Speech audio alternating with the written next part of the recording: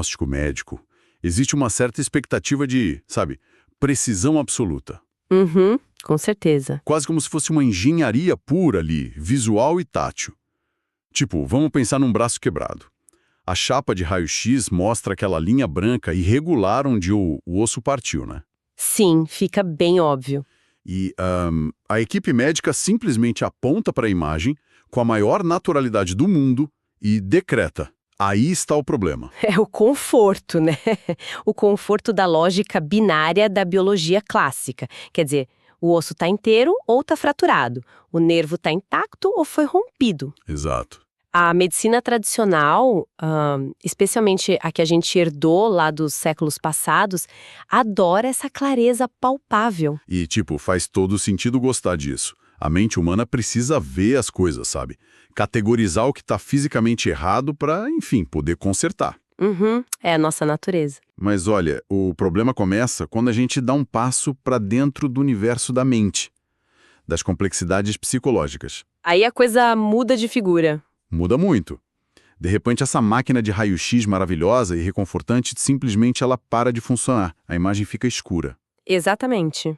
A gente entra em um território de diagnóstico que é completamente turvo.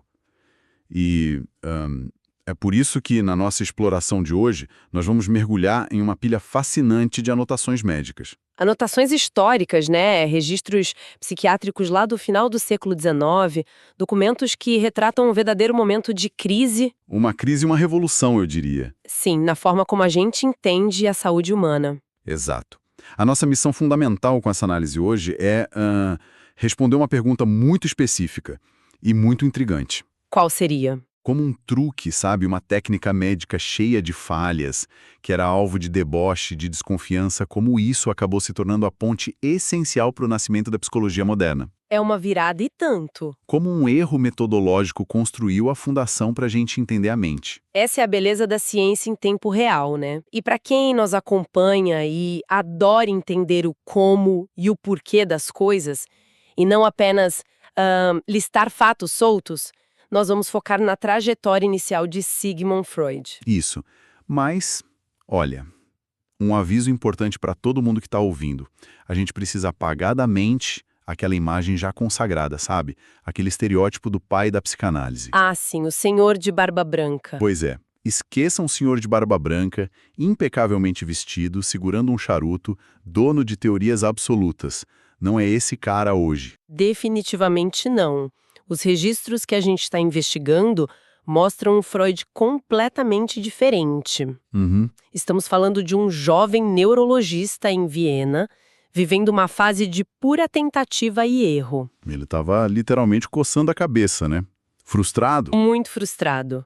Estagnado diante de um mistério médico absoluto que a ciência da época dele simplesmente não conseguia decifrar. Um enigma que estava levando a comunidade médica da Europa à loucura. E, para entender o motivo que levou esse jovem cientista ambicioso a flertar com soluções, digamos, Pouco ortodoxas. muito pouco ortodoxas, a gente precisa mergulhar na gravidade desse mistério clínico. Estamos falando da Histeria. a famosa histeria. Era um quadro que lotava os consultórios, sabe, e destruía a arrogância da medicina do final do século XIX. E vamos detalhar isso, porque a gravidade do problema é chocante. A histeria afetava majoritariamente mulheres naquele período. Uhum. E não estamos falando de sintomas leves, tipo estresse, como alguém poderia pensar hoje de forma equivocada. Eram sintomas físicos devastadores e muito reais. Extremamente reais. Os relatos médicos da época, eles descrevem pacientes desenvolvendo paralisias severas nos braços e nas pernas, Caramba! pessoas com contraturas musculares violentas, dores crônicas lancinantes, incapacidade de engolir e, pasmem, até mesmo cegueira absoluta. Espera aí. Cegueira absoluta. A pessoa perdia a visão do nada. Perdia a visão, o mundo ficava escuro. E, no entanto, quando a equipe médica fazia o que sabia fazer de melhor, ou seja, procurar o osso quebrado na nossa analogia lá do começo, eles não encontravam absolutamente nada. Essa é a parte que me deixa fascinado nessa exploração.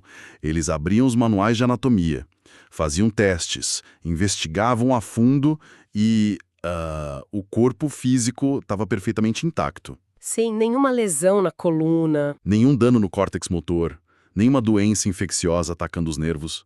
No caso da cegueira histérica que você mencionou, o globo ocular estava saudável. A retina estava perfeita, o nervo óptico conduzia os sinais normalmente. Como é possível uma pessoa não enxergar com olhos que funcionam perfeitamente? É tipo absurdo. É o colapso de um paradigma inteiro, sabe? A gente tem que imaginar a mentalidade de um médico conceituado daquela época. Eles eram verdadeiros cartógrafos do corpo humano. Eles estavam mapeando cada artéria, cada junção nervosa, com orgulho tremendo da precisão científica deles. E aí chega uma paciente assim. Pois é, deparar com uma paralisia sem lesão nervosa era sentido quase como um insulto à ciência médica. Era impossível dentro da lógica deles. Se a máquina não roda, alguma engrenagem tem que estar partida. Olha, deixa eu testar uma analogia diferente aqui, só pra gente fugir daquele clichê de problema de hardware contra problema de software, que a gente ouve tanto. Manda ver. O que estava acontecendo em Viena e Paris na época me soa muito mais como a rede elétrica de uma grande metrópole. Interessante, como assim? Vamos pensar na histeria como um bairro inteiro que de repente fica na mais absoluta escuridão. Apagão total. Certo. Aí, os técnicos de manutenção da companhia elétrica correm para lá. Eles checam cada poste, cada fiação, cada transformador. Tudo tá novo em folha. A infraestrutura tá lá. Energia com força total. Os cabos estão conduzindo a corrente. Fisicamente, a infraestrutura da cidade é impecável. Mas o bairro continua no escuro. E por quê? Porque lá na sala de comando, alguém apertou um botão invisível de segurança e cortou o fluxo para aquela região específica. O problema não é o cabo rompido. O problema é o comando central. Nossa, essa imagem é muito precisa. Né? Mas os médicos da época só sabiam consertar postes e trocar fios. Eles não tinham a chave da sala de comando. Exatamente.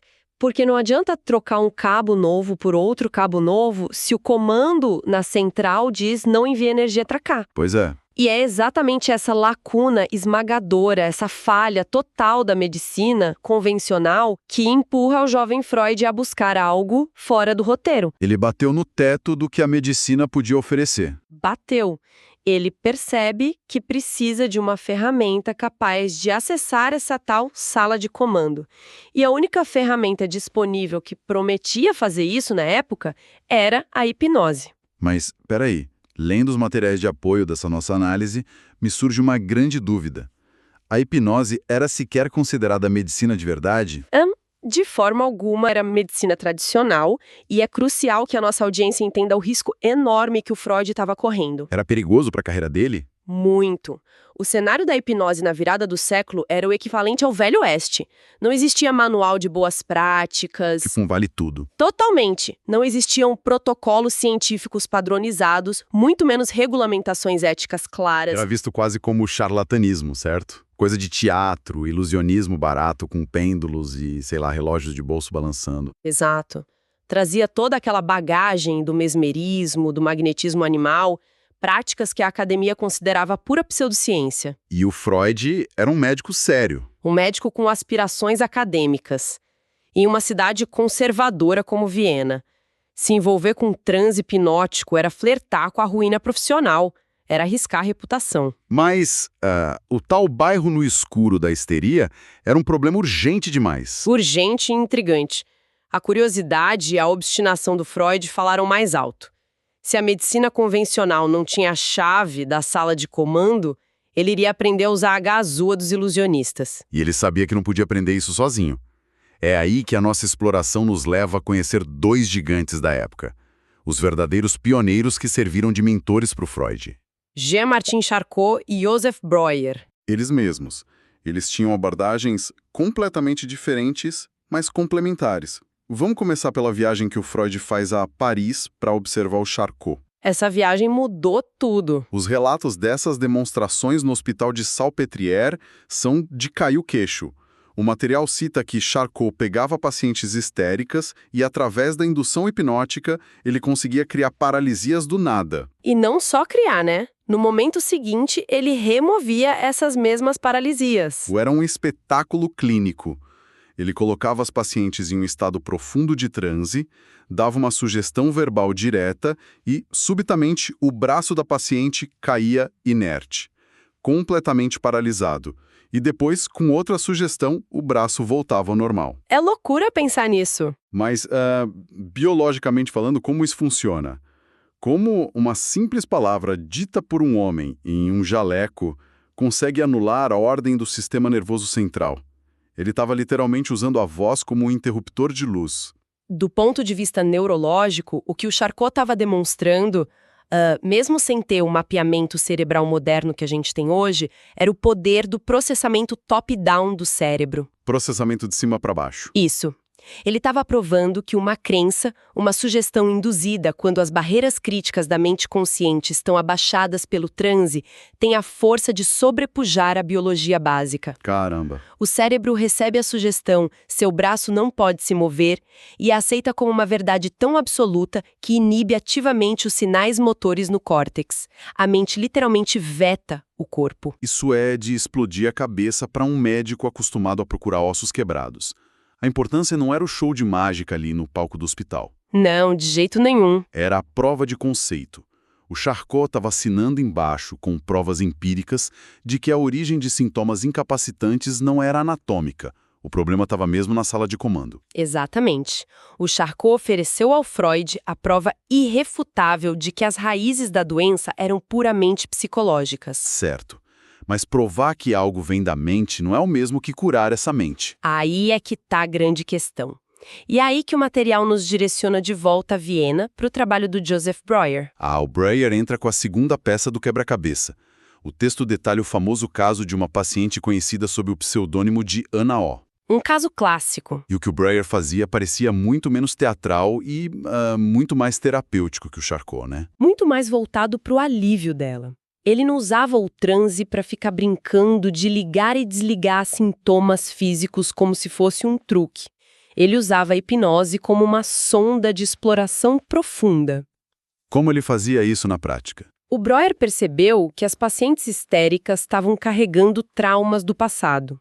Mas eram memórias que a mente consciente havia enterrado, reprimidos por serem dolorosas demais. Tipo um mecanismo de defesa? Exato. E sob influência do transe hipnótico profundo, essas defesas relaxavam. O Breuer fazia com que a Ana O viajasse de volta a memórias muito específicas. Frequentemente o momento exato em que um sintoma físico surgiu pela primeira vez, segundo os registros.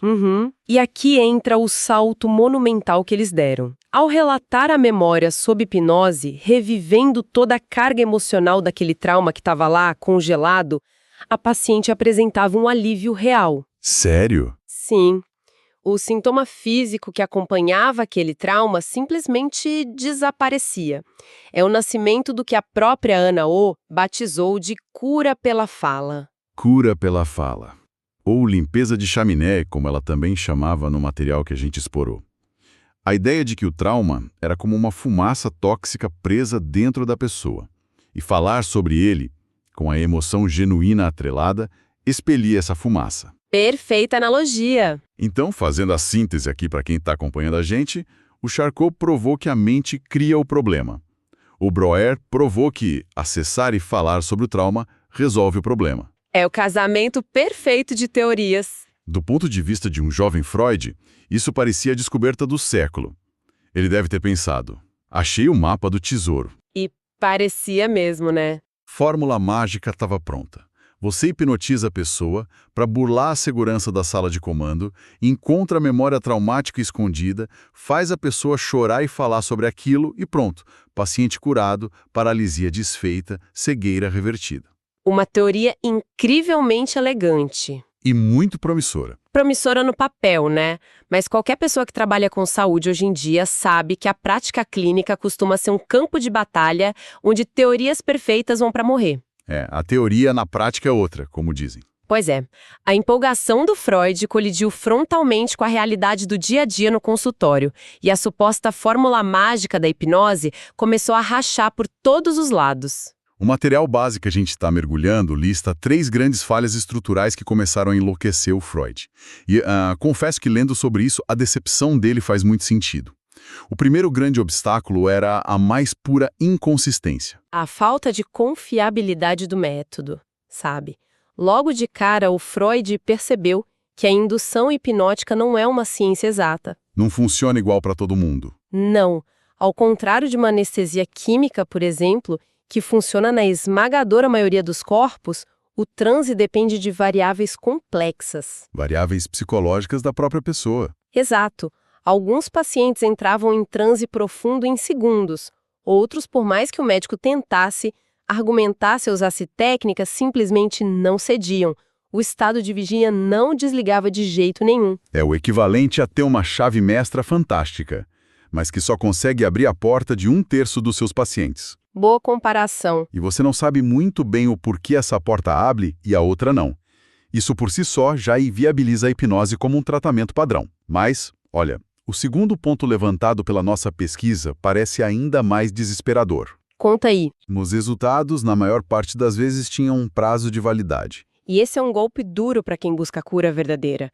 O Freud conseguia hipnotizar um paciente, acessava o trauma, aplicava a técnica do Breuer, a emoção saía, o sintoma desaparecia. Um sucesso absoluto na hora. Sim, na hora. Mas então, semanas ou meses depois, o mesmo paciente voltava ao consultório. E o sintoma havia retornado. Ou pior, né? Um sintoma totalmente novo havia surgido no lugar. A cura parecia estar escorrendo por entre os dedos. A hipnose definitivamente não estava cortando o mal pela raiz. Mas por que falhava dessa forma? Se a teoria lá do Charcot e do Breuer estava certa, por que o alívio não durava? E aí que entra o terceiro e mais profundo problema analisado nos nossos registros, a dinâmica de poder e a passividade absoluta. E isso exige uma mudança filosófica de perspectiva. Deixa eu trazer uma imagem aqui para ajudar a decodificar essa frustração com os resultados temporários. Porque essa relação passiva da hipnose me lembra muito a atitude de alguém com um carro quebrado. Como assim? Pensa no seguinte, imagina ter um carro que vive superaquecendo o motor. Você leva ao mecânico, a hipnose seria o equivalente a você estacionar o carro na oficina, tomar um sedativo fortíssimo e dormir profundamente numa cadeira. Certo, você apaga. Você apaga. Enquanto você dorme, o mecânico abre o motor, troca a peça derretida, ajusta as correias, fecha tudo e diz, pronto, consertei. Uhum. Você acorda, pega a chave e vai embora achando que está tudo perfeito. Mas qual é o problema gigantesco aí nessa dinâmica? O problema é que, enquanto você dormia, você não aprendeu absolutamente nada. Exato. Você não sabe o que quebrou o motor em primeiro lugar. Você não participou do diagnóstico. Talvez você esteja dirigindo com o pé descansando na embreagem o tempo todo ou acelerando de forma completamente errada e forçando a máquina. Fazendo tudo errado no dia a dia. Pois é. Como você estava completamente passivo e inconsciente durante o concerto, você não adquiriu nenhuma consciência sobre os seus próprios hábitos destrutivos ao volante. O que vai acontecer? Você vai pegar a estrada e cometer os mesmos erros de direção. Daqui a 200 quilômetros, o motor vai fundir de novo. O sintoma volta porque a estrutura que causa o dano nunca foi confrontada pela própria pessoa que dirige. Nossa, essa metáfora captura a essência perfeita da epifania do Freud. Na hipnose clínica, o terapeuta assume uma postura de autoridade máxima, quase divina. Ele dá ordens, ele manipula, ele varre a mente enquanto o paciente está anestesiado. E é muito passivo. É. Mas a grande sacada genial que a gente tira dessa documentação é a percepção de que a mente humana não funciona como um motor inerte. Não dá para só trocar peça. Não dá. A cura de um sofrimento psíquico profundo não pode, sob hipótese alguma, ser imposta de fora para dentro. Mas convenhamos, no exercício de advogado do diabo aqui, se a pessoa está sofrendo com uma dor crônica ou uma cegueira inexplicável que está destruindo a vida dela, um alívio imposto de fora para dentro não é infinitamente melhor do que alívio nenhum. Por que o desconforto tão radical do Freud com isso? É uma boa pergunta. Essa é a armadilha do pensamento puramente médico, que o Freud conseguiu evitar. Ele percebeu que o sintoma, a cegueira, a dor, não era a doença em si. Era só um alerta. Era apenas a ponta do iceberg, um mecanismo de defesa que a própria mente criou para lidar com algo insuportável. Quando o hipnotizador remove o sintoma à força, pulando por cima das defesas da pessoa através do transe, ele deixa o iceberg inteiro intacto lá embaixo. Fica tudo escondido ainda. E pior, ele rouba da pessoa a oportunidade de lidar conscientemente com aquilo. A verdadeira resolução terapêutica exige que o paciente sinta a dor, confronte suas resistências de olhos abertos e se aproprie da própria história. A passividade é a inimiga da cura definitiva. Não dá para terceirizar o confronto com os nossos próprios demônios. Definitivamente não dá. E é justamente dessa frustração imensa, desse colapso de um método no qual ele depositou tantas fichas, que a gente presencia o nascimento da técnica que mudaria a humanidade. O Freud toma uma decisão que beira o radicalismo. Uma guinada total. Ele não tenta melhorar a técnica de hipnose. Não. Ele não busca um pêndulo mais eficiente. Ele simplesmente abandona o transe hipnótico. Ele joga a toalha para os estados alterados de consciência. E aí ele cria a pedra fundamental da psicanálise, a técnica da associação livre. Uma virada de chave absoluta no modelo de tratamento mental. Mas olha, que loucura, se a gente pensar do ponto de vista prático. A associação livre, segundo os textos, consistia basicamente em pedir para o paciente deitar, continuar em estado de vigília total, ou seja, totalmente acordado e simplesmente falar. Falar o que viesse à cabeça. Falar livremente, sem filtros, sem censurar nada que viesse à mente, por mais constrangedor, ilógico ou irrelevante que parecesse. Parece simples, né? Mas eu confesso que tenho certa dificuldade com essa parte. Eu não compro muito fácil essa ideia de que a associação livre seja imediatamente superior. Digo, deixar alguém deitado, divagando sobre o que sonhou na noite passada, reclamando do clima, mudando de assunto, gaguejando por horas a fio. Isso não é incrivelmente ineficiente e demorado quando comparado a simplesmente colocar a pessoa em transe e perguntar direto onde o trauma dói? Por que escolher o caminho mais longo e doloroso? Essa é exatamente a questão que os críticos da época levantavam contra ele. E é aqui que a gente precisa entender a genialidade do processo. A ineficiência, a hesitação, as pausas constrangedoras, as mudanças bruscas de assunto que o paciente faz durante a fala livre, não são perda de tempo. Não são perda de tempo, elas são exatamente o material de trabalho. O Freud percebeu que a resistência do paciente em falar sobre certas coisas é a bússola que aponta para o trauma. A bússola? Sim, quando o paciente sob transe conta um trauma, ele não enfrenta a resistência.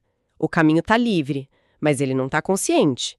Mas quando ele está acordado e, de repente, perde a voz, tenta mudar de assunto ou diz que isso não tem nada a ver, essa censura consciente revela a estrutura das barreiras psicológicas dele. Entendi. Onde ele engasga, é ali que está o problema real. Exato. Lutar contra a própria vergonha e contra as defesas da mente exige um esforço fenomenal. E é esse esforço, esse atrito consciente, que gera a reorganização interna da pessoa. Nossa, isso exige uma coragem intelectual gigantesca da parte do Freud. Vamos pensar na carreira dele de novo. Ele abandonou a única ferramenta que produzia um resultado visual e irrefutável na hora. A paralisia sumindo sob hipnose era um show. Garantia fama e clientela. E ele larga isso para adotar um método longo, subjetivo, e que para qualquer observador externo parecia apenas duas pessoas conversando numa sala.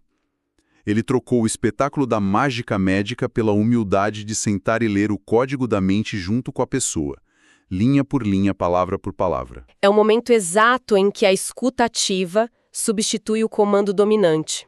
A psicanálise, afinal, não é baseada em sugestão, é baseada na extração de sentido através da linguagem, da memória desperta. O analista não conserta o paciente. O analista auxilia o paciente a suportar a revelação do seu próprio funcionamento. O que nos leva a fechar esse arco de uma maneira surpreendente na nossa análise de hoje.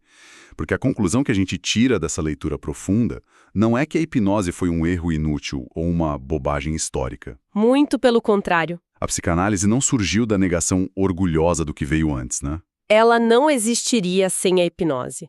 O transe foi aquele laboratório rústico, sabe? Aquela ponte capenga, mas absolutamente indispensável, que permitiu aos médicos confirmar de uma vez por todas que a mente tinha supremacia sobre o corpo físico. O erro metodológico foi essencial para a evolução teórica. O aprendizado vital foi entender que o atalho da inconsciência não sustenta a cura. É fascinante como a história da ciência é pavimentada por essas tentativas tortas que nos apontam a direção certa. O falso mapa do tesouro nos levou a descobrir a cartografia real. E essa documentação toda nos deixa um questionamento formidável. Qual seria a reflexão final? Porque, olha, se lá no final do século XIX, os pioneiros da mente perceberam que o alívio verdadeiro exigia abandonar a mágica do transe passivo para encarar o esforço árduo da escuta e da fala consciente, a gente precisa olhar para as nossas próprias atitudes contemporâneas. Opa, agora a coisa ficou pessoal. Pensemos bem, com a nossa busca frenética e incessante por atalhos, por pílulas que alteram o humor instantaneamente, por biohacks e ferramentas tecnológicas de produtividade que prometem resolver nossos desconfortos psicológicos sem nenhum esforço reflexivo da nossa parte. Não estaríamos nós, de forma velada, tentando voltar à ilusão do transe hipnótico? Caramba, uma provocação pesada, mas necessária para quem nos acompanha. Pois é. Será que a gente está realmente disposto a fazer o trabalho lento, desconfortável e essencial da associação livre diante dos emaranhados das nossas próprias vidas? Ou, no fundo, o que a gente continua desejando secretamente é apenas um terapeuta moderno, dominante e tecnológico, que simplesmente nos anestesie, aperte uns botões e resolva todos os problemas do nosso motor enquanto a gente dorme confortavelmente. É um golpe direto no nosso desejo eterno por comodidade, né? O osso quebrado é muito mais fácil de aceitar porque alguém pode engessar para nós enquanto a gente apenas aguarda. Mas nas águas turvas da própria mente, a cura só aparece quando a gente segura o leme de olhos abertos, por mais que a tempestade doa. Fica essa reflexão profunda para todo mundo que nos acompanhou até aqui nessa exploração de hoje. É sempre um prazer desvendar essas pontes invisíveis do conhecimento com a nossa audiência. E continuem questionando as soluções que parecem mágicas demais. Até o nosso próximo mergulho.